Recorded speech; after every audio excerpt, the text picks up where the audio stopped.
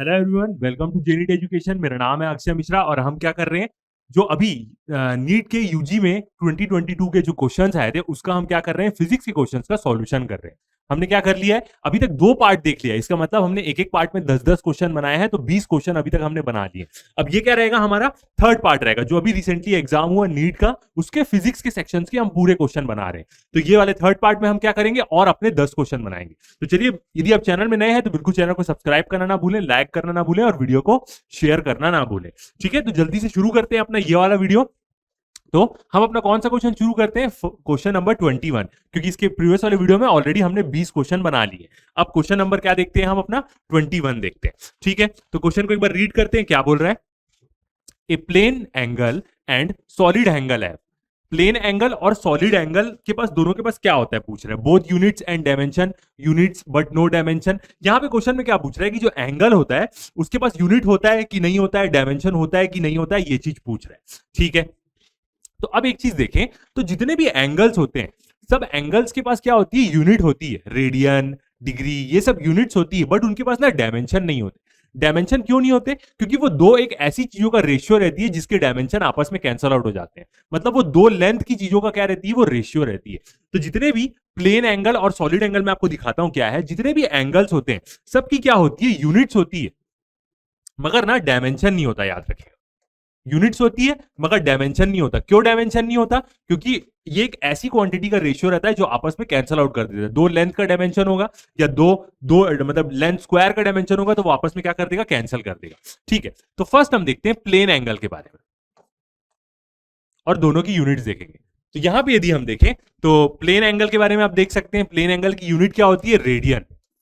और solid angle की unit क्या होती है, स्टेडियन। एस आर और आर ए डी से डिनोट करते हैं। ये रेडियन तो आपको बहुत बार देखे होंगे, और ये रेडियन हम थोड़ा सा कम यूज करते हैं, एक प्रकार से उतना ज्यादा नहीं यूज करते, बट रेडियन बहुत यूज करते हैं।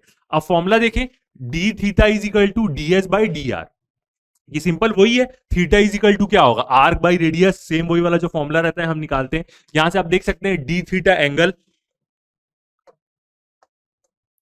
ये क्या है अपना एंगल डी थीटा। क्या निकाल रहे हैं हम, प्लेन एंगल निकाल रहे हैं, तो डीएस बाई आर होगा वो, सिंपल सा।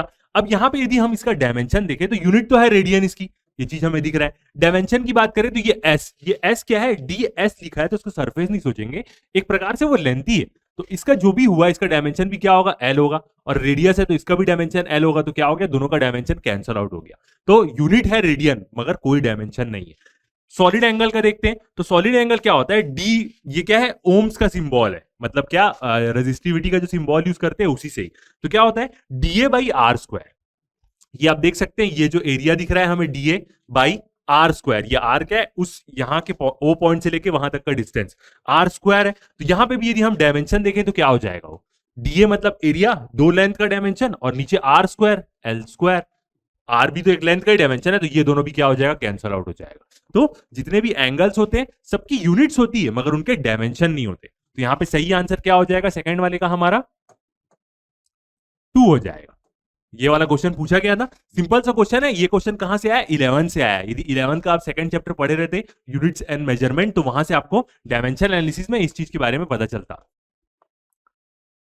नेक्स्ट क्वेश्चन देखते हैं, क्वेश्चन नंबर 22 क्या बोल रहा है, a spherical ball is dropped in a long column और हाईली विस्कस लिक्विड। ये वाला क्वेश्चन कैसा है, एक प्रकार से स्ट्रोक्स लॉ वाला क्वेश्चन है, जिसको हम किसमें पढ़ते हैं, 11th में पढ़ते हैं। मैकेनिकल प्रॉपर्टीज ऑफ फ्लूइड में एक टॉपिक आता है स्ट्रोक्स लॉ, टर्मिनल वेलोसिटी, जहां पे हम जो ड्रैग फोर्स लगती है वो निकालते हैं। ये वही वाले टॉपिक से क्वेश्चन है। ठीक है, तो क्या बोल रहा है, एक स्फेरिकल बॉल है, उसको हम क्या कर दे रहे हैं, ड्रॉप कर दे रहे हैं एक लॉन्ग कॉलम, एकदम लॉन्ग कॉलम है। ठीक है, और एक स्फेरिकल बॉल को क्या कर दिया, इसमें हमने ड्रॉप कर दिया एक वेलोसिटी से। तो ड्रॉप कर रहे हैं, इसका मतलब क्या है, वो ग्रेविटेशनल जो फोर्स है, एक्सेलरेशन ड्यू टू ग्रेविटी लगेगा इसमें। ठीक है, आगे देखते हैं, the curve in the graph shown which represent the speed of the ball v as a function of time. तो जो बॉल की स्पीड है v, जो इसकी स्पीड रहेगी v, वो टाइम के साथ कैसा वेरी करेगी, यहां पे पूछ रहा है। ठीक है, कर्व देखते हैं, v और t, कर्व आपको दिख रहा है बिल्कुल, ओके, यही क्वेश्चन पूछा है। तो c और d तो क्या है, एकदम अजीब टाइप का है, ऐसा नहीं होगा। ठीक है, ए वाला कर्व देखे तो वो तो लीनियरली जा रहा है, ऐसा नहीं होगा। यहां पे जो सही आंसर है वो क्या होगा, बी होगा।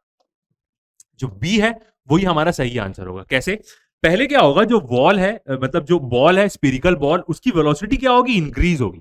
क्यों इंक्रीज होगी उसकी वेलोसिटी? क्योंकि जब वो फ्री फॉल कर रही है तो उसमें क्या लगेगा? एक्सेलरेशन ड्यू टू ग्रेविटी का एक्सेलरेशन लगेगा 10.8 मीटर पर सेकंड का। तो पहले उसकी स्पीड क्या होगी? इंक्रीज होगी। फिर जैसे जैसे उसकी स्पीड इंक्रीज होगी ना, तो उस हिसाब से क्या होगा, जब भी कोई बॉल फ्लूइड के अंदर गिरती है तो मैं अलग अलग लेयर ले लेता हूं। ये फ्लूइड की मान लेता हूं लेयर है जो इसके अंदर है। अब ये बॉल यहां पे गिर रही है तो ये क्या करेगी? इस लेयर को ऐसा पुश करेगी, अगली लेयर क्या होने लग जाएगी? ऐसे पुश होने लग जाएगी। तो ये वाली लेयर मोशन में और नीचे वाली लेयर क्या है? रेस्ट में। तो इसके कारण क्या होता है? रिलेटिव मोशन होने लग जाता है। तो क्या होता है? एक बैकवर्ड ड्रैग फोर्स लग जाती है यहाँ पे बॉल में। क्या होगी? एक बैकवर्ड ड्रैगिंग फोर्स लगेगी। यही स्ट्रोक्स लॉ देती है, जिसको हम एफडी बोल सकते हैं। ये फोर्स का मैं आपको एक्सप्रेशन दिखाऊंगा। तो ये लगने लग जाती है। एक टाइम ऐसा आता है कि जब जो ग्रेविटेशनल फोर्स है बॉल में जो लग रही है और जो नीचे ड्रैग फोर्स जो लग रही है वो दोनों बराबर हो जाती है। तो एक टाइम के बाद बॉल क्या हो जाती है? कांस्टेंट वेलोसिटी से क्या हो जाती है? गिरने लग जाती है। वो वेलोसिटी को हम क्या बोलते हैं? टर्मिनल वेलोसिटी बोलते हैं। तो यहां पे आप देख सकते हैं वेलोसिटी थोड़ी सी कांस्टेंट हो रही है। इसका मतलब ये क्या हो जाएगी? टर्मिनल वेलोसिटी से गिरने लग जाएगी एक टाइम बाद। तो बी वाला ग्राफ क्या है? एकदम परफेक्ट है। पहले बॉल को हम डालेंगे एक लॉन्ग कॉलम में और बॉल भी एकदम छोटी रहेगी, उसका रेडियस रहता है। पहले वो ग्रेविटी के कारण एक्सेलरेट होगी, तो एक्सेलरेट हुई ग्रेविटी के कारण। फिर एक टाइम आएगा, अब जैसे जैसे उसकी वेलोसिटी बढ़ेगी तो क्या हो जाएगी? उसकी जो ड्रैग फोर्स है एफडी ये भी बढ़ने लग जाएगी, क्योंकि इसके फॉर्मूले में क्या आती है? वेलोसिटी आती है। और वो क्या रहती है? डायरेक्टली प्रोपोर्शनल रहती है। वेलोसिटी इंक्रीज हुई तो ड्रैग फोर्स भी बढ़ने लग जाएगी। एक टाइम ऐसा आएगा कि दोनों फोर्स बैलेंस हो जाएगी एक टाइम में। और उसके बाद क्या होगी? दोनों फोर्स बराबर हो गई तो बॉल कांस्टेंट वेलोसिटी से अंदर जाने लग जाएगी। और वो वेलोसिटी को हम क्या बोलते हैं? टर्मिनल वेलोसिटी बोलते हैं। तो यहां पे आंसर क्या होगा हमारा? बी होगा। बी किस में आ रहा है? 3 में आ रहा है, तो 3 हमारा क्या होगा? राइट आंसर होगा। समझ में आया ये वाला टॉपिक आपको? एक बार इसको मैं आपको थ्योरेटिकल वे में भी दिखा देता हूं, कैसा रहेगा।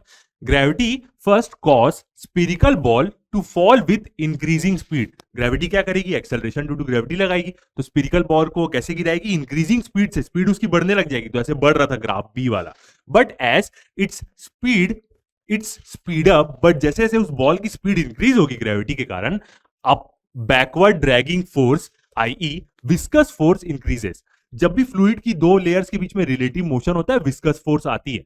तो जैसे जैसे स्पीड इंक्रीज होगी, ये देखिए ये स्ट्रोक्स लॉ से आती है, ये एफडी बैकवर्ड फोर्स का फॉर्मूला है। तो आप देख सकते हैं 6 पाई, ये क्या है? ईटा का सिंबल है। ईटा मतलब क्या है? ये विस्कोसिटी है, या इसको हम बोले कोफिशिएंट ऑफ विस्कोसिटी। ये फ्लूइड पे डिपेंड करता है कि कितना विस्कस है। क्वेश्चन में तो हाईली बोला है। आर मतलब क्या होगा? ये जो स्पेरिकल बॉल है उसका रेडियस होगा। और वी क्या है? जिस वेलोसिटी से वो गिर रही है। एक टाइम आएगा जब टर्मिनल वेलोसिटी आ जाएगी, जब दोनों फोर्स एक दूसरे को बैलेंस कर देगी। Eventually the viscous force is enough to balance the force of gravity. एक टाइम ऐसा आएगा, इसलिए तो अपना कर्व क्या हो जा रहा है? एक प्रकार से फिर थोड़ा सा स्ट्रेट होने लग जा रहा है। देखो यहाँ पे कांस्टेंट होने लग जा रही है वेलोसिटी, क्योंकि दोनों फोर्स एक दूसरे को बैलेंस कर देगी। फिर उसके बाद balance to gravity, so the acceleration क्या हो जाएगी? कांस्टेंट टर्मिनल वेलोसिटी हो जाएगी। ये एक लॉन्ग कॉलम हुई, ये स्पेरिकल वेसल हुई। जैसी वो यहां पे आई एक कंडीशन पे, तो इसमें ऊपर से क्या लग रही है? एफ जी लग रही है बोले, और नीचे से क्या लग जाएगी? F D. ये दोनों फोर्स क्या हो जाएगी? बराबर हो जाएगी। F G equal to F D, और इस केस में जो वेलोसिटी हो जाएगी वो वी टी हो जाती है, जिसको हम क्या बोलते हैं? Terminal velocity. तो फिर वो टर्मिनल वेलोसिटी से गिरने लग जाएगी विदाउट एक्सेलरेशन। तो बन गया ये वाला आंसर भी। तो इसका आंसर क्या आएगा? बी, मतलब थर्ड वाला, ये वाला कर्व होगा बी वाला। बाकी सब तो एकदम अजीब है, बाकी सबसे कोई वो नहीं है। ओके, क्वेश्चन नंबर 22 हुआ। नेक्स्ट क्वेश्चन देखते हैं, क्वेश्चन 23। क्या बोल रहा है? The energy that will be ideally radiated by a 100 kilowatt transmitter in 1 hour. हमें क्या बोल रहा है? एनर्जी कितनी होगी? पावर दिया है और टाइम दिया है। एक ट्रांसमीटर है, वो कुछ भी रहे, कोई भी मशीन रहे, उसकी एनर्जी दिया है, मतलब उसकी पावर दिया और एनर्जी। क्यों? 100 किलोवाट क्या है? पावर है। वॉट किसकी यूनिट होती है? पावर। और वॉट मतलब क्या होता है? जूल बाई सेकेंड होता है, ठीक है। और क्या दिया हुआ है? हमें टाइम दिया हुआ है आवर। इसको हमें क्या करना है? हमें एनर्जी निकालना है। एनर्जी मतलब क्या होगी? जूल्स में यहां पे निकालना है। तो इसको सॉल्व कर सकते हैं बिल्कुल। कैसे दिया हुआ है? हमें यहां पे मेन पावर दी हुई है, ठीक है। तो इसको सॉल्व कर लेते हैं अच्छे से।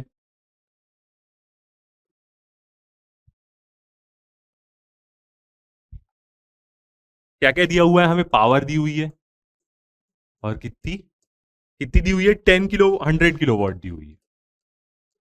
तो इसको हम क्या कर लेंगे? वॉट में चेंज कर लेंगे, क्योंकि जूल्स में चाहिए हमें। तो ये कितना हो जाएगा 100 इंटू 10⁻³ किलोवाट में है तो वॉट में हो जाएगा, वॉट हो गया। ओके, नेक्स्ट क्या दिया है हमें, टाइम दिया हुआ है, टी से डिनोट कर देते हैं, और ये कितना दिया हुआ है हमें, 1 आवर दिया हुआ है, 1 आवर। तो इसको हम क्या कर लेते हैं, सेकंड में चेंज कर लेते हैं, तो कितना हो जाएगा, 1 आवर में कितना होता है 60, 1 घंटे में 60 मिनट, और 60 मिनट में 60 सेकंड, तो 60 इंटू 60 मतलब 3600 सेकेंड्स हो जाएगा। ओके, ये चीज हो गया। अब हम अपना एक्सप्रेशन जानते हैं, पावर इज इक्वल टू क्या होती है, एनर्जी बाई टाइम।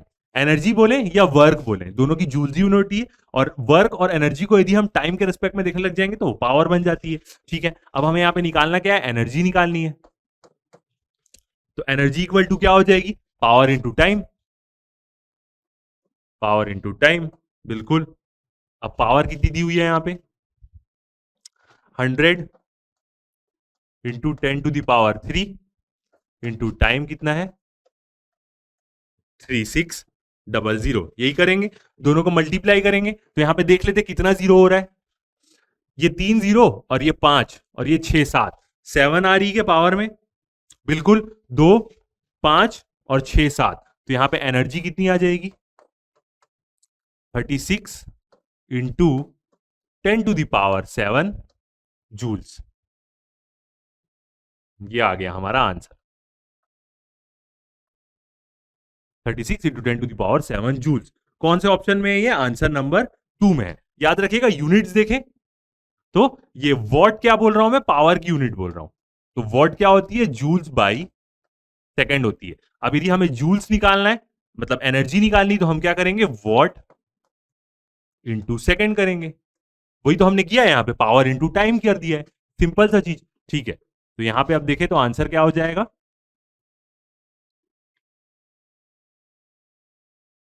आंसर हो जाएगा हमारा यहां पे 3।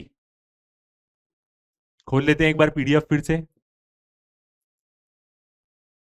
नेक्स्ट क्वेश्चन देखते हैं। नेक्स्ट क्वेश्चन कैसा रहेगा, एक फ्री बॉडी डायग्राम वाला है। 23 हुआ,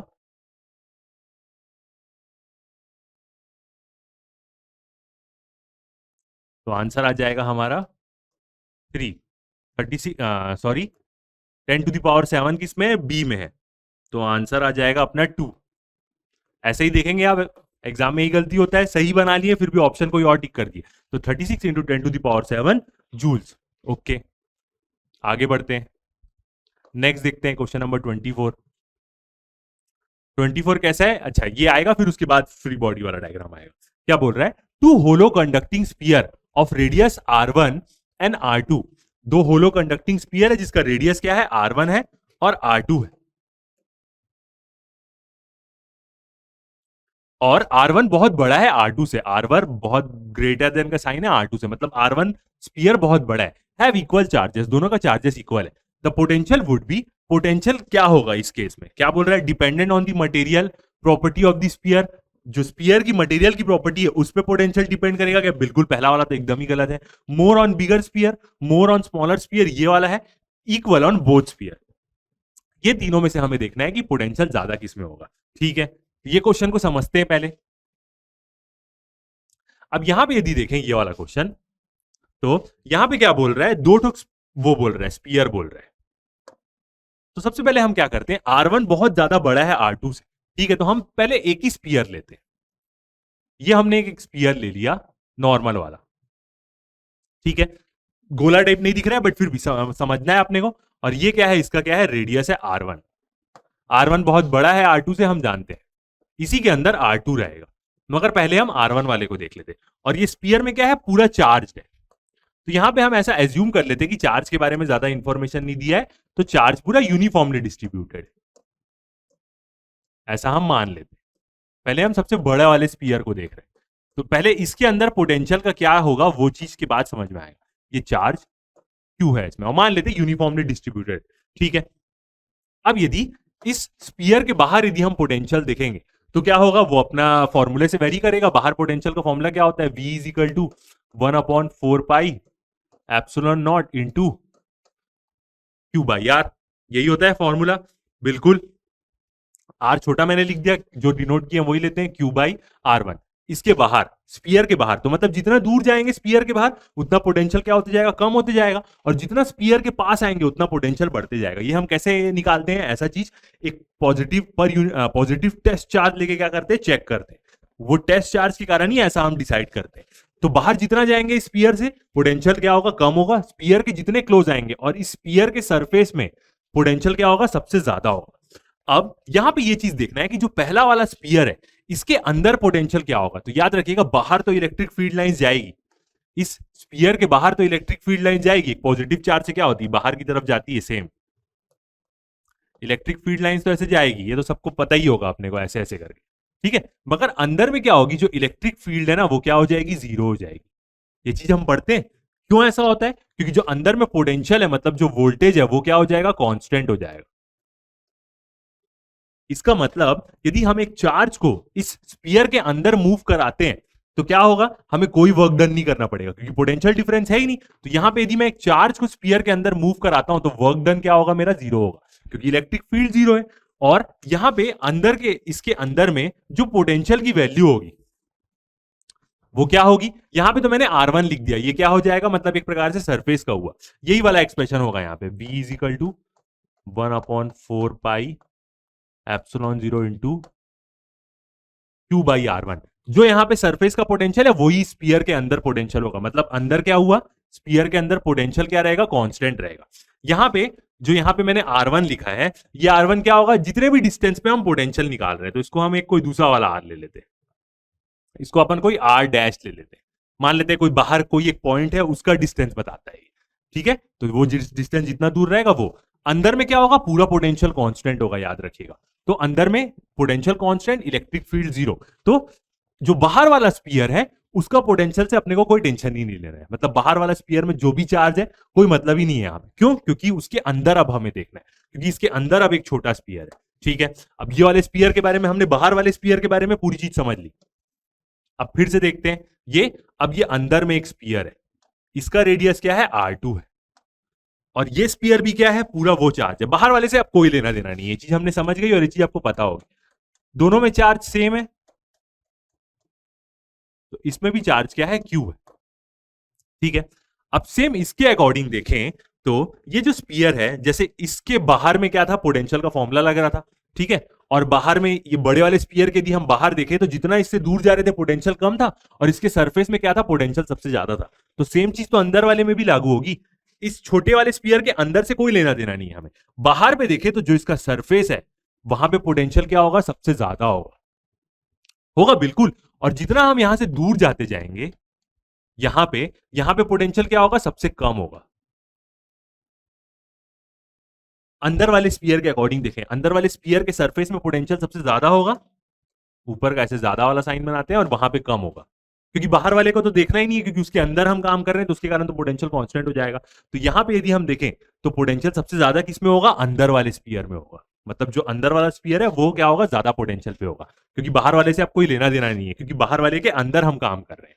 तो अब आपको समझ में आया कि क्यों अंदर वाले स्पीयर में ही सबसे ज्यादा पोटेंशियल होगा। तो यही है क्या इसका आंसर। तो यहां पे आंसर क्या हो जाएगा, more on the smaller sphere. Smaller sphere मतलब जो अंदर वाला है, R2 वाला है, उसमें बिगर स्पीयर नहीं होगा। तो आंसर क्या आया, यहाँ पे 3 आ गया। समझ में आया कैसे हुआ ये चीज। ये चीज क्या होता है, 12th के इलेक्ट्रोस्टैटिक पोटेंशियल कैपेसिटेंस में जाएंगे तो वहां पे आपको ये चीज पूरी मिलती है इंफॉर्मेशन के फॉर्म में, तो आप देखेंगे तो आपको समझ में आएगा। अगला क्वेश्चन देखते हैं, क्वेश्चन नंबर 25। अब ये थोड़ा फ्री बॉडी डायग्राम बनाना पड़ेगा इसमें। An electric lift with A maximum load of 2000 kg lift plus passenger. एक लिफ्ट है, उस लिफ्ट के खुद का लोड और उसके अंदर कुछ पैसेंजर रहेंगे, सबका लोड 2000 kg है। Is moving up with a constant speed of 1.5 metre per second. ऊपर जा रही है वो कांस्टेंट स्पीड से, मतलब कोई एक्सेलरेशन नहीं है, कोई एडिशनल फोर्सेस नहीं लगेगी उसमें, ठीक है। The frictional force opposing the motion is 3000 Newton. एक फ्रिक्शनल फोर्स है जो उसको अपोज कर रही है, लिफ्ट ऊपर जा रही है, फ्रिक्शनल फोर्स मतलब जिस खांचे में ऊपर जा रही है उसमें घसेगी वो, तो वो नीचे एक फ्रिक्शनल फोर्स लगाएगा अपोजिट डायरेक्शन में। उसकी वैल्यू क्या है, 300 न्यूटन है। ये फोर्स दिया और वो लोड दिया, याद रखिएगा एक प्रकार का मास दिया है, इसमें जी मल्टीप्लाई करके इसको फोर्स बनाना पड़ेगा। The minimum power delivered by the motor to the lift in watts. तो वो लिफ्ट मतलब जो मोटर है लिफ्ट की, वो कितना पावर लगा रही होगी लिफ्ट को ऊपर जाने के लिए। मोटर एक रस्सी से खींच रही होगी तभी लिफ्ट ऊपर जा रही होगी। तो मोटर कितना पावर दे रही होगी ताकि लिफ्ट ऊपर जा रही है, और वो सब चीज ओवरकेम कर ले रही है, फ्रिक्शन को भी ओवरकेम कर ले रही है। वो जी को ले लो 10 मीटर पर सेकेंड। ठीक है, तो यहां पे हम क्या करेंगे, ऐसे क्वेश्चन को हम कैसे बनाते हैं, एक प्रकार से मैकेनिक्स का क्वेश्चन है। इसके लिए हम क्या करते हैं, फ्री बॉडी एनालिसिस करते हैं। ठीक है, तो क्या बनाते हैं हम यहाँ पे, एफबीडी बनाते हैं, फ्री बॉडी डायग्राम। ओके, अब ले लेते हैं, ये हो गई हमारी लिफ्ट। ठीक है, और ये लिफ्ट का वेट कितना दिया है, वेट मतलब मास बोलूंगा, वेट मतलब यहाँ पे मास 2000 केजी दिया है। तो अब ये केजी है, तो इससे हम क्या कर लेंगे, वेट बना लेंगे इसका। अब वेट कहां लग रहा होगा, नीचे की तरफ लग रहा होगा, मतलब डब्ल्यू। और डब्ल्यू क्या होगा, एम इंटू जी। जी की वैल्यू दिया है यहाँ पे 10 मीटर पर सेकेंड, और मास हमें कितना दिया है, 2000 दिया हुआ है। तो वेट कितना हो जाएगा, 20,000 हो जाएगा। 10 एक इंटू हो गया, तो एक जीरो और बढ़ जाएगा, तो 20,000 हो जाएगा। 20,000, और अब इसकी यूनिट क्या हो जाएगी, वेट की यूनिट न्यूटन हो जाएगी। ये इसका वेट लगा 20,000। ठीक है, अब क्या बोला, यहां पे एक फ्रिक्शनल फोर्स भी लग रही है, साइड में लग रही होगी, तो यहां पे बना लेते ये एफ। कैसे डिनोट करते हैं इसको, एफ आर से कर देते हैं, फ्रिक्शनल फोर्स जो नीचे की तरफ लगेगी। ऑब्वियस ही बात है, क्यों नीचे की तरफ लगेगी, क्योंकि जो लिफ्ट का मोशन है वो कहां है, ऊपर की तरफ। वही वेलोसिटी उसकी है 1.5 मीटर पर सेकेंड, तो फ्रिक्शनल फोर्स अपोजिट लगेगी। और इसकी वैल्यू कितनी दी है, एफ आर की 3000 न्यूटन। 3000 न्यूटन हमें गिवन है। ओके, और कुछ डाटा दिया है क्या, अब हमें निकालना है, ये क्या दिया हुआ है, एम दिया हुआ है, 2000 केजी मास दिया हुआ है। ठीक है, तो हमें क्या निकालना है, पावर निकालना है, तो निकाल लेते हैं। पावर इज इक्वल टू क्या होता है, किसे डिनोट कर लेंगे, पी से, और फोर्स इंटू वेलोसिटी होगा यहां पे फॉर्मूला, एफ इंटू वी। कैसे, सिंपल यदि कंसेप्ट देखें तो पावर इज इक्वल टू क्या होता है, वर्क डन बाय टाइम होता है। ठीक है, और वर्क डन क्या होता है, फोर्स, डब्ल्यू लिखा हो मतलब वर्क डन, और वर्क डन क्या होता है, फोर्स इंटू डिस्प्लेसमेंट होता है, और बाई टाइम। और यहां पे यदि हम देखेंगे कि ये टाइम और डिस्प्लेसमेंट मिलके क्या बन जाएगा, डिस्प्लेसमेंट बाई टाइम वेलोसिटी तो होता है, तो पावर इज इक्वल टू क्या हो जाएगा, फोर्स इंटू वेलोसिटी तो आ जाएगा। सेम बेसिक वाला ही फॉर्मूला है। ठीक है, फोर्स पता है हमें, और ये फोर्स क्या होगी, नेट फोर्स होगी टोटल, मतलब कितनी नेट फोर्स नीचे लग रही है, एफ इसको बोलते हैं नेट, एनईटी, मतलब कितने फोर्स के अगेंस्ट में मोटर को काम करना है। इतनी फोर्स नीचे लग रही है, फिर भी वो ऊपर जा रही है कांस्टेंट स्पीड से, तो इतनी पावर कौन लगा देगी, मोटर लगा देगी। तो इसको सॉल्व कर लेते हैं, एफ नेट मतलब हम क्या करेंगे, दोनों को ऐड करेंगे यहां पे। अब देखते हैं पावर इज इक्वल टू कितनी आ जाएगी, दोनों को ऐड करते हैं, 20,000 प्लस 3,000 तो कितना हो जाएगा, वो 23,000। तो 23,000 प्लस वेलोसिटी कितनी है, 1.5, प्लस कर दे रहा हूं मैं, इंटू करना है, इंटू 1.5, ये हो गया। तो यहां से पावर कितनी आ जाएगी, इसको आप सॉल्व करोगे तो सेम नॉर्मल सा मल्टीप्लीकेशन है, आप कर सकते हैं, 34,500 वॉट्स। तो ये किस में आ रहा है, हमारे फोर्थ वाले आंसर में आ रहा है। तो ये क्वेश्चन भी बन जाएगा 34,500 वॉट्स। देखते हैं किस में आ रहा है ये, तो हमारा आंसर है 4। तो ये क्या हो जाएगा, हमारा राइट आंसर बन गया। और वॉट्स में है तो वॉट में ही आ रहा है हमारा आंसर भी, बन गया ये वाला क्वेश्चन। ओके, नेक्स्ट देखते हैं क्या बोल रहा है, two resistors of, question number 26, two resistor of resistance 100 ohm and 200 ohm are connected in parallel. दो ठो रेजिस्टेंस है, अलग अलग उसका वो मतलब वो दिया है, रेजिस्टेंस की वैल्यू दी है, और दोनों पैरेलल में कनेक्टेड है इलेक्ट्रिक सर्किट में। The ratio of the thermal energy developed, ratio निकालना है हमें थर्मल एनर्जी डेवलप्ड का। थर्मल एनर्जी मतलब क्या होती है, जो जूल हीटिंग इफेक्ट मिलता है। कोई भी रजिस्टर में यदि हम करंट देंगे तो वो गर्म होता है। इसको आप कैसे इमेजिन कर सकते हो, आप बल्ब देखे होगे, बल्ब में हम लाइट देते हैं तो उसका फिलामेंट गर्म होकर लाइट देने लग जाता है। वैसे क्या होता है, हर रजिस्टर हीट डिसिपेट करता है, जूल इफेक्ट बोलते हैं उसको। हम कैसे निकालते हैं, I²R निकालते हैं, हीट लॉस्ट, और वही तो पावर होती है, वही चीज का रेशियो निकालना है यहाँ पे। इन 100 ओम टू दैट ऑफ दी 200 ओम, मतलब 100 ओम ऊपर आएगा, 200 ओम नीचे आएगा इन गिवन टाइम। अब गिवन टाइम बोल दिया तो अच्छा है, पावर निकाल पाएंगे, क्योंकि टाइम का टेंशन हट गया। तो एक प्रकार से हम क्या निकाल रहे हैं, थर्मल एनर्जी निकालेंगे गिवन टाइम में, तो पावर ही होगी ना। तो टाइम का टेंशन हट गया तो हम थर्मल एनर्जी मतलब वही पावर निकालेंगे हम। ठीक है, तो इस क्वेश्चन को सॉल्व करते हैं।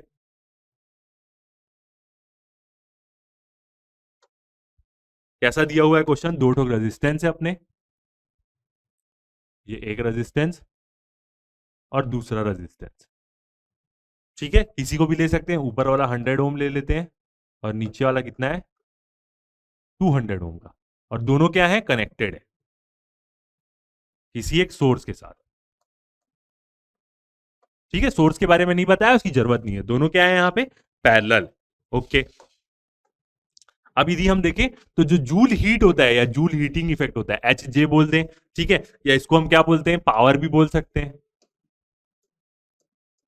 पावर ये इक्वल टू क्या होता है, आई स्क्वायर आर होता है। ये एक बेसिक वाला फॉर्मूला है जो सबको याद रहता है। बाकी के इसके इसमें और भी कन्वर्जन रहते हैं, ओम्स लॉ से 2-3 वैल्यू डाल दो तो वो 2-3 प्रकार का फॉर्मूला बन जाता है, बट ये जनरली याद रहता है। अब यहां पे क्या कर लेंगे हम, हमें क्या करना है, इसको V और R के फॉर्म में लेना है। तो क्या हो जाएगा, बहुत सारी चीज कैंसल आउट हो जाएगी। ठीक है, तो अब ओम्स लॉ देखते हैं, तो ओम्स लॉ क्या होती है, V is equal to I R. ठीक है, अब यहां से हमें किसकी वैल्यू लेनी है, आई की वैल्यू लेते हैं। तो आई इज इक्वल टू क्या हो जाएगा, V बाई आर हो जाएगा। ठीक है, अब यहां पे वैल्यू पुट कर देते हैं, तो पावर इज इक्वल टू, पहले तो हम एक्सप्रेशन बना रहे हैं, V बाई आर, तो V का स्क्वायर बाई R का स्क्वायर इंटू R, ये है, तो ये वाला R कैंसल आउट हो गया, ये वाला R कैंसल और ये कैंसल। तो यहां पे क्या बचा एक्सप्रेशन, मैं आपको पूरा चीज करके बताता हूं, बहुत सारे लोगों का आप सॉल्यूशन देखेंगे वो आपको जल्दी जल्दी बता दे रहे हैं।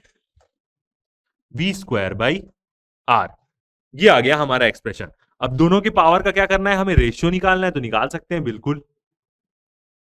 कैसे, 100 वाले को ऊपर रखना है, तो एक प्रकार से हम क्या निकाल रहे हैं, पावर 100 वाले की डिवाइडेड बाई पावर 200 वाले की। ओके, ठीक है, अब 100 वाले को ऊपर रखते हैं तो क्या होगा, V स्क्वायर और उसका रेजिस्टेंस, मतलब वो क्या है 100 ही तो है।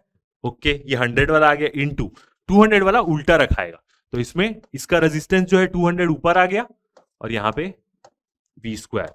अब देखेंगे तो ये V स्क्वायर और V स्क्वायर कैंसल आउट हो जाएगा, मतलब रेजिस्टेंस का ही रेशियो आएगा, 200 बाई 100, ये 0 0 कैंसल, ये भी कैंसल, तो कितना आ गया इसका रेशियो, 2:1 आ गया। ये आ गया हमारा रेशियो 2:1।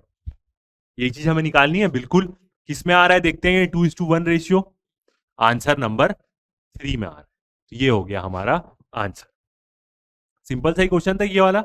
नेक्स्ट क्वेश्चन देखते हैं, question number 27। Two objects of mass 10 kg and 20 kg respectively are connected to a two ends of a rigid rod of length 10 meter with negligible mass। दो ठोक मास है 10 और 20 केजी का, एक रॉड के साथ वो क्या है, ऐसे कनेक्टेड है दोनों, इस तरफ मास इस तरफ मास। रॉड का जो मास है वो नेग्लेजिबल, ठीक है, रॉड का कोई मास नहीं है, बोल रहा है कि नेग्लेजिबल मानो। The distance of the centre of mass of the system from the 10 KG mass is, centre of mass निकालना है हमें, 10 केजी की तरफ से सेंटर ऑफ मास कितना दूर है वो बोल रहे हैं। तो सॉल्व करते हैं इस क्वेश्चन को। तो रफली यदि हम एक डायग्राम बनाए, तो ये एक मास हो गया 10 केजी वाला और ये एक मास हो गया 20 केजी वाला, ये दोनों क्या है, कनेक्टेड है एक रॉड से। रॉड का मास नेग्लेजिबल है तो m इसका 0 मान लेते हैं, ठीक है, और यहां पे इसकी लेंथ कितनी है, ठीक है, तो दोनों के सेंटर से लेते हैं क्योंकि वहीं से कनेक्टेड होगा। लेंथ है इसकी L, 10 मीटर दिया हुआ है, लेंथ है 10 मीटर। और मास किस तरफ ले, किसी तरफ से भी ले सकते हो आप, ये वाला 10 केजी ले लेता हूं और ये वाला 20 केजी, यही पूछ रहा है। ठीक है, अब हमें क्या निकालना है, सेंटर ऑफ मास निकालना है और 10 केजी से निकालना है, मतलब इस तरफ से हमें R CM का डिस्टेंस निकालना है 10 केजी वाले तरफ से। ठीक है, तो इसका जो पोजीशन वेक्टर होगा यहीं से निकालना है, तो वो क्या होगा, R1 होगा, और उसकी वैल्यू क्या हो जाएगी, 0 हो जाएगी बिल्कुल। और यहां पे देखें तो इसका पोजीशन वेक्टर R2 देखें यहां से, पोजीशन वेक्टर आप जानते हैं पोजीशन बताता है जिस जो भी रेफरेंस पॉइंट है, तो इसका R2 देखें तो वो कितना हो जाएगा 10 मीटर हो जाएगा बिल्कुल ठीक है, यही तो फॉर्मूले में रखते हैं। ये 10 kg मास क्या हो जाएगा हमारा M1 और 20 kg वाला मास क्या हो जाएगा हमारा M2, यही हो जाएगा ठीक है। तो अब RCM के सेंटर ऑफ मास वाले फॉर्मूले में रख देते हैं, RCM is equal to M1 R1 plus M2 R2 by M1 plus M2, यही है ओके।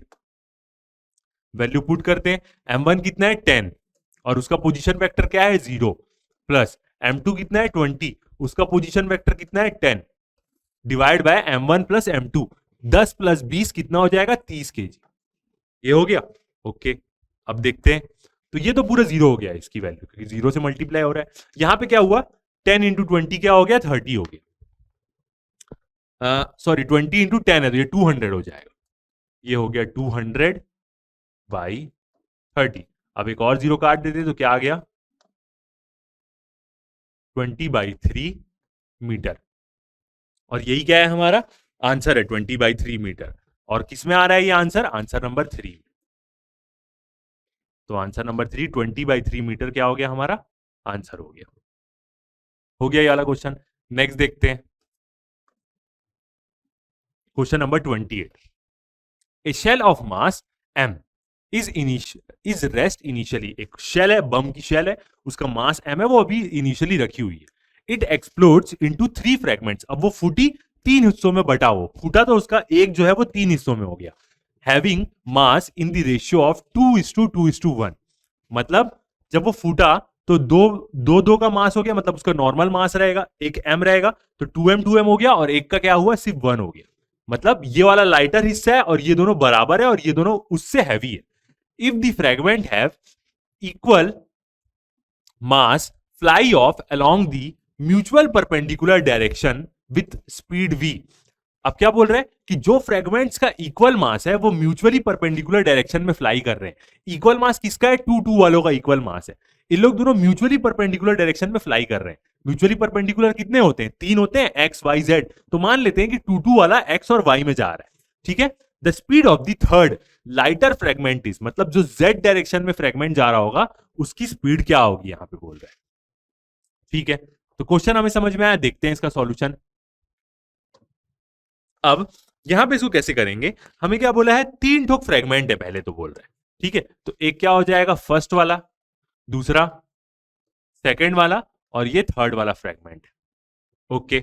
अब यहां पे यदि स्पीड देखें तो स्पीड के टर्म में निकालते हैं, मास तो सेम होगा, कोई दो हैं इन लोग दोनों का मास सेम है और ये दोनों दो म्यूचुअली परपेंडिकुलर डायरेक्शन पे जा रहे हैं, मतलब ये एक जाएगा x में और दूसरा जाएगा y में, ये दोनों का मास सेम है।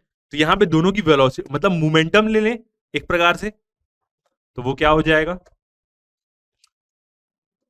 2v, मास का रेशियो ले रहे हैं डबल डबल है ये दोनों और ये भी कितना हो जाएगा 2v हो जाएगा ठीक है। एक प्रकार से मोमेंटम ही ले रहे हैं, m की वैल्यू को यहां पे कंसीडर नहीं कर रहे हैं, 2v हो गया ठीक है। अब ये दोनों जब इस दिशा में जा रहे हैं, यहां पे ओरिजिनली क्या होगा जो मोमेंटम रहता है वो कंजर्व्ड रहता है, मतलब p क्या रहेगा हमेशा कांस्टेंट रहेगा।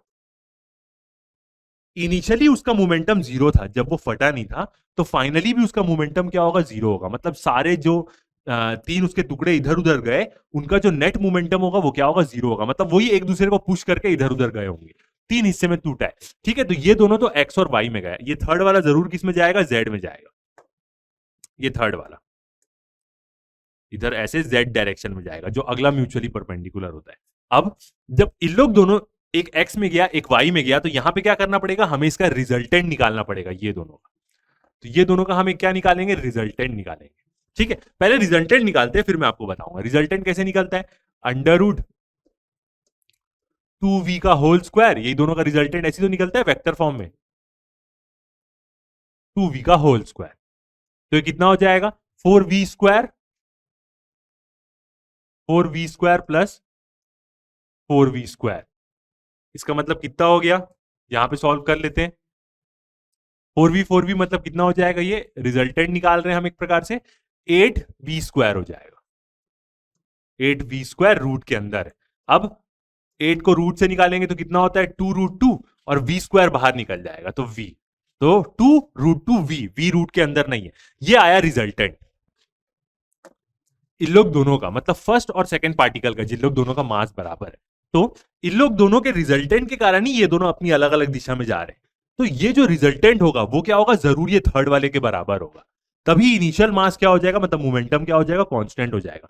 ये जो दोनों को पावर मिली है रिजल्टेंट के कारण, जो एक्स में जा रहा है वाई में जा रहा है, ये जेड के बराबर होगा, तभी इनिशियल मोमेंटम क्या होगा, कंजर्व्ड होगा। तो जो इसकी वैल्यू होगी यहां, इसकी जो वेलोसिटी होगी वो यही होगी, इसकी जो वेलोसिटी होगी v, वो क्या हो जाएगी 2√2v हो जाएगी, या इसका मोमेंटम हम बोले। इसकी वेलोसिटी को ठीक है अलग से डिनोट कर देते, v डैश से कर देते। तो ये लाइटर फ्रेगमेंट है, इसकी वेलोसिटी क्या हो जाएगी 2√2v हो जाएगी, क्योंकि जो इसका रिजल्ट ये इन लोग दोनों के रिजल्टेंट के बराबर होगा। तो ऐसा हुआ तो इनिशियली भी मोमेंटम जीरो था, फाइनली भी जीरो हो जाएगा और मोमेंटम कंजर्व रहा। तो यहाँ पे आंसर क्या आ जाएगा 2√2v। बहुत सारे लोग इसको अलग तरीके से भी सॉल्व करते हैं, मास ले लेते हैं फिर करते हैं। ये वाला क्या लगा, एकदम सिंपल तरीका है। तो आंसर क्या आ जाएगा इसका 4, 2√2v किसके, लाइटर फ्रेगमेंट की स्पीड होगी।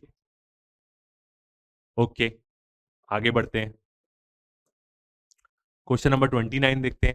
A body of mass 60 gram experience A gravitational force of 3 Newton, 0.3 Newton बोल रहा है। एक बॉडी है जिसका मास 60 ग्राम है और वो एक ग्रेविटेशनल फोर्स एक्सपीरियंस करती है 30 न्यूटन की।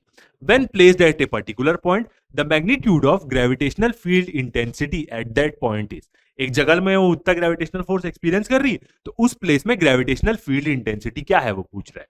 याद रखिएगा, यदि आप 12th में पढ़े हैं मतलब इलेक्ट्रिसिटी पूरा पढ़े हैं आप, इलेक्ट्रोस्टैटिक पोटेंशियल सब चीज, तो इलेक्ट्रिक फील्ड इंटेंसिटी टाइप की ग्रेविटेशनल फील्ड इंटेंसिटी होती है।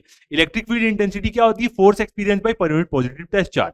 ग्रेविटेशनल फील्ड इंटेंसिटी क्या होगी, वहां पे चार्ज के लिए होता है, ग्रेविटेशनल फील्ड इंटेंसिटी मास के लिए होती है। तो इसको हम आई से डिनोट करते हैं। तो वहां पे क्या होता है इलेक्ट्रोस्टैटिक में, E is equal to F by Q, यहां पे क्या हो जाएगा I is equal to F by M. वहां चार्ज के 12th में चार्ज के लिए, 11th में मास के लिए। तो इसको सॉल्व करते हैं।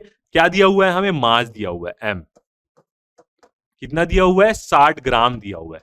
तो इसको हमें क्या करना पड़ेगा, केजी में करना पड़ेगा। तो 60 इंटू 10⁻³ kg। और हमें एक और डाटा फोर्स दी हुई है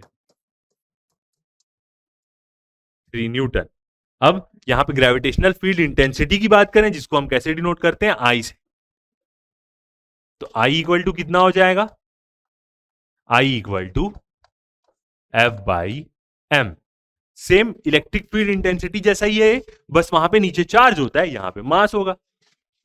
वैल्यू पुट कर देते हैं, एफ कितना है 3 न्यूटन और ये कितना है 60 इंटू 10⁻³ ये है।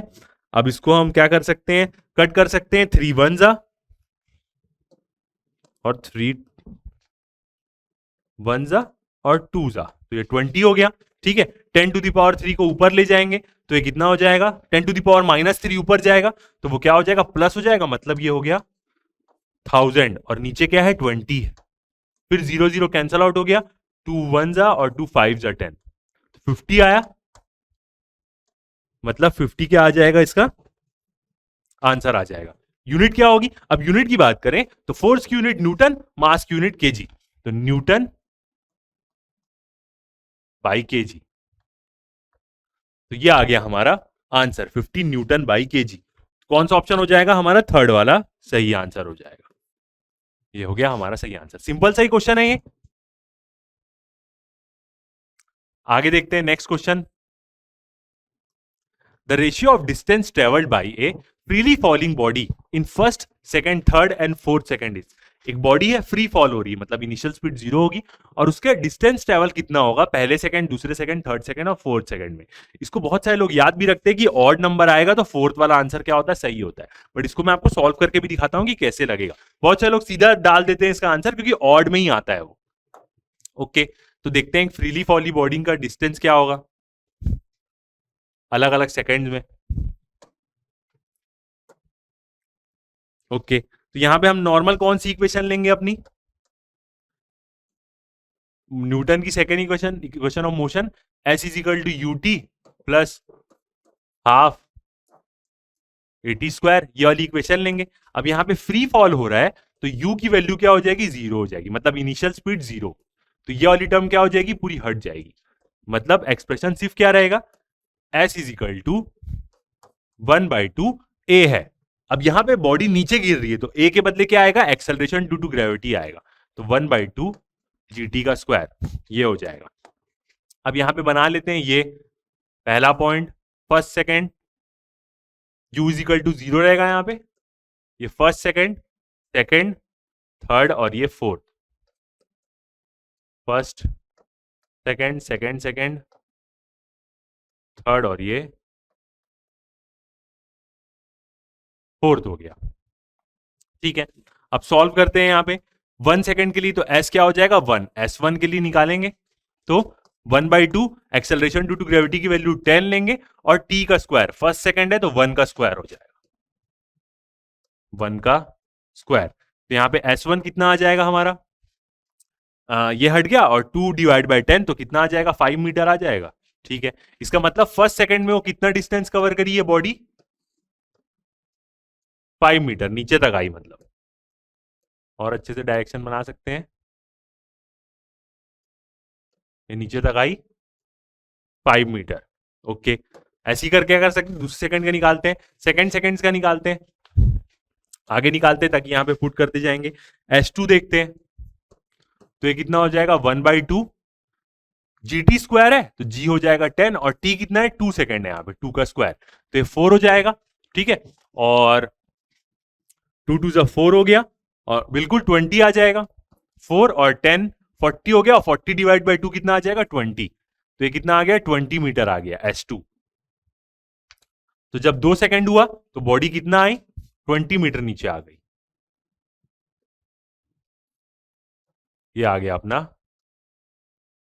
20 मीटर नीचे आ गई। ठीक है, नेक्स्ट देखते हैं, नेक्स्ट वाला कौन सा, S3 थर्ड सेकंड में, चलो विजिबल है। ओके, तो 1/2 GT स्क्वायर तो 10 और 3 का स्क्वायर तो क्या हो जाएगा 9, 90/2 45, बिल्कुल, तो 45 मीटर आ जाएगा। मतलब थर्ड सेकंड में वो कितना आ गई 45 आ गई, ये हो गया अपना थर्ड सेकंड, लाइन सही है, थर्ड सेकंड में वो कितना डिस्टेंस आई 45, इसको ऊपर से मेजर करते हैं हम, याद रखिएगा। और उसके बाद फोर्थ सेकंड, फोर्थ सेकंड का देखें तो S4, अब ये कितना हो जाएगा 1/2 इंटू 10 और 4 का स्क्वायर, तो 4 4 16 हो जाएगा, 160 डिवाइड बाई 2 80, तो कितना हो जाएगा 80 मीटर हो जाएगा, बिल्कुल। तो फोर्थ सेकंड में कहां गई वो 80 मीटर तक, ये वाला, यहां से ये कितना है 80 मीटर है। अब क्या करेंगे, जब यहां पे आई सेकंड में तो वो 5 कवर कर ली, तो डिस्टेंस क्या करेंगे, सबको माइनस करते जाएंगे, तो अब क्या निकलेगा, ओरिजिनल वाला निकलेगा यहां पे। अब ओरिजिनल वाला कैसे निकालेंगे, फर्स्ट वाला तो S1 कितना होगा 5 मीटर ही होगा क्योंकि वो 0 से शुरू कर रही है। ओरिजिनल S2 देखेंगे तो वो कितना हो जाएगा 20 - 5 करना पड़ेगा अपने को, ये 20 है, 5 तो चली गई थी वो पहले सेकंड में, तो जो 15 बचे रहेगा वो चलेगी वो ऐसे में, तो 20 - 5 कितना हो जाएगा, ये 15 हो गया। S3 देखें तो S3 में हम कितना करेंगे 45 - 20, 45 था थर्ड सेकंड में, और उसके लास्ट का सेकंड क्या है 20, तो ये कितना हो जाएगा 25। S4 देखें तो S4 कितना हो जाएगा 80 - 45, तो ये हो जाएगा 35 मीटर। तो ये आ गया डिस्टेंसेस का रेशियो, मतलब देखें तो कितना हो रहा है ये 5, 15, 25 और 35, यही हो रहा है। अब सबको 3 से डिवाइड कर देंगे तो क्या आएगा, 5 1 जा 5 3 जा 15, 5 5 जा 25 और 5 7 जा 35, ये आ गया हमारा रेशियो ऑड नंबर का 1:3:5:7, तो यही है आंसर, क्या 1:3:5:7, तो फोर्थ वाला क्या हो जाएगा हमारा सही आंसर हुआ। तो इसी के साथ क्या होता है, हमारा ये वाला वीडियो कंप्लीट होता है। बने रहिए हमारे साथ, नेक्स्ट वीडियो में हम और 10 क्वेश्चन सॉल्व करेंगे, मतलब पार्ट 4 में। तो अभी तक के लिए इतना ही, थैंक यू।